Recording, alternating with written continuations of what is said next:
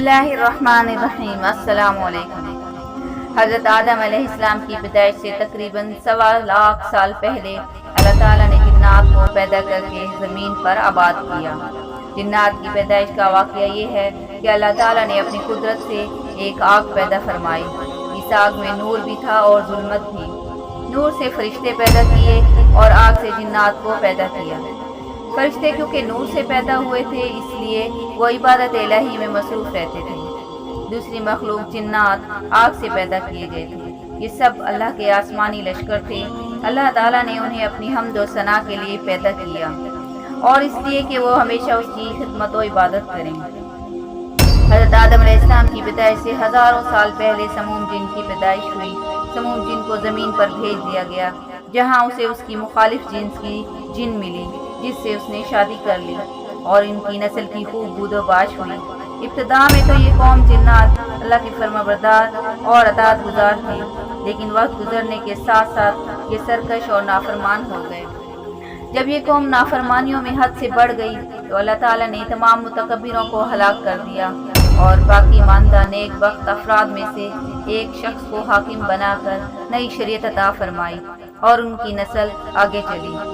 انہی جنات میں ایک مشہور جن چلیپا تھا۔ چلیپا کا چہرہ ببر شیر کی طرح تھا۔ یہ نہایت ہی قد آور اور طاقتور تھا اور اس کی بیوی کا چہرہ بھیڑیے کی مانند تھا۔ وہ بھی اپنے شوہر کی طرح طاقتور اور دلیر تھی۔ قوم کا ہر فرد چلیپا کی عزت کرتا تھا۔ ان کے ہاں ایک بچے کی پیدائش ہوئی، اس کا نام عزازیل رکھا۔ عزازیل میں اپنے ماں باپ دونوں کی خصوصیات تھیں۔ وہ نہایت سرکش، مکار، بہادر اور طاقتور تھا۔ بہت جلد ہی قوم جنات پھر سے سرکش ہو گئے اور خدا کے نافرمان بن گئے۔ جب جھگڑے اور فساد زمین پر بڑھ گئے تو آسمان سے فرشتوں کو بھیجا گیا کہ جاؤ سرکش جنوں کو مار دو۔ لہذا خون ریز جنگ ہوئی۔ اس جنگ میں چلیپا اور اس کی بیوی بھی مارے گئے۔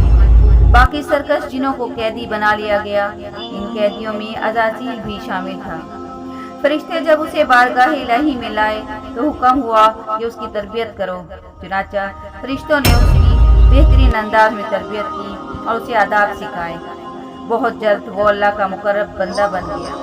عزازیل عبادت الہی کا دل دادا تھا۔ اس کا کل وقت عبادت میں گزرتا تھا۔ اللہ تعالیٰ نے اس کو آسمان پر بلا لیا۔ فرشتے اس کی عبادت دیکھ کر ششدر رہ گئے۔ فرشتوں نے اللہ تعالیٰ سے درخواست کی کہ ایسا عبادت گزار اور فرما بردار بندہ فرشتوں میں شامل کیے جانے کے لائق ہے۔ اللہ تعالیٰ نے فرشتوں کی درخواست منظور کر لی اور اس کو فرشتوں کی جماعت میں شامل کر لیا۔ یوں وہ عبادت کرتا رہا اور ترقی کرتا ہوا 7ویں آسمان پر پہنچ گیا اور پھر جنت میں داخلے کی اجازت مل گئی۔ وہ جنت میں بھی عبادت کرتا رہا، فرشتوں کی تعلیموں اور ارشادات کے فرائض انجام دیتا رہا۔ اس کے درس و خطابات کی یہ شان تھی کہ عرش کے نیچے یاقوت کا منبر بچھایا جاتا تھا۔ پھر عرش معلیٰ پر جا کر ایک مقام پر سجدے سے سر اٹھا کر اللہ تعالیٰ سے عرض کی کہ اے اللہ مجھے لوح محفوظ پر اٹھا لے تاکہ میں تیری قدرت دیکھوں اور تیری زیادہ عبادت کروں۔ اللہ تعالیٰ نے اسرافیل کو حکم دیا کہ اسے اٹھا لے۔ جب وہ لوح محفوظ پر گیا تو اس کی نظر اس نوشتے پر پڑی۔ اس میں لکھا تھا کوئی بندہ 6 لاکھ برس تک اپنے خالق کی عبادت کرے اور ایک سجدہ خدا نہ کرے تو اللہ اس کی 6 لاکھ برس کی عبادت کو مٹا کر اس کا نام ابلیس مردود رکھے گا۔ عزازیل یہ پڑھ کر 6 لاکھ برس کھڑا روتا رہا۔ جناب باری سے آواز آئی اے عزازیل جو بندہ میری اطاعت نہ کرے اور حکم بجا نہ لائے اس کی سزا کیا ہے؟ عزازیل نے کہا جو شخص اپنے خالق کا حکم نہ مانے اس کی سزا لعنت ہے۔ فرمایا اے عزازیل تو اس کو لکھ لے۔ عزازیل جنت میں کئی ہزار سال خزانچی رہا اور جنت میں ایک نور کا منبر رکھوا کر 1000 برس تک درس و تدریس اور وعظ و نصیحت کرتا رہا۔ جبرائیل علیہ السلام، میکائیل، اسرافیل اور عزرائیل علیہ السلام تمام فرشتے اس منبر کے نیچے بیٹھ کر وعظ سنا کرتے تھے۔ ایک دن اللہ تعالیٰ نے عزازیل اور فرشتوں کی جماعت سے خطاب کرتے ہوئے فرمایا کہ میں زمین میں ایک خلیفہ بناؤں گا، جیسے کہ اللہ تعالیٰ قرآن پاک میں ارشاد فرماتا ہے اور جب کہا تیرے رب نے فرشتوں کو کہ میں زمین میں ایک خلیفہ بناؤں گا وہ کہنے لگے کیا تو بنائے گا اس شخص کو زمین میں جو فساد کرے اور خون بہائے، اور ہم تسبیح کرتے ہیں تیری تعریف کے ساتھ۔ فرمایا بے شک میں جانتا ہوں جو تم نہیں جانتے۔ فرشتوں نے مٹی لا کر طائف اور مکہ کے درمیان رکھ دی۔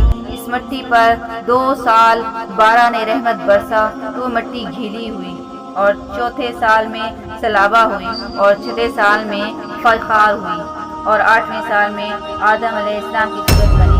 تو ایک دن عزازیل 70,000 فرشتوں کو ساتھ لے کر آدم علیہ السلام کے پاس آیا تو دیکھا کہ آدم کا پتلا خاک پر پڑا ہے، تو اس نے حقارت سے اسے دیکھا۔ فرشتوں نے عزازیل سے کہا کہ اس سے اللہ تعالیٰ کا خلیفہ پیدا ہوگا۔ وہ بولا سچ ہے، مگر اللہ تعالیٰ اس کو میرا فرما بردار پیدا کرے گا تو میں اس کو ہلاک کر دوں گا، اور اگر مجھے اس کا فرما بردار کرے گا تو میں اس کی فرما برداری نہ کروں گا۔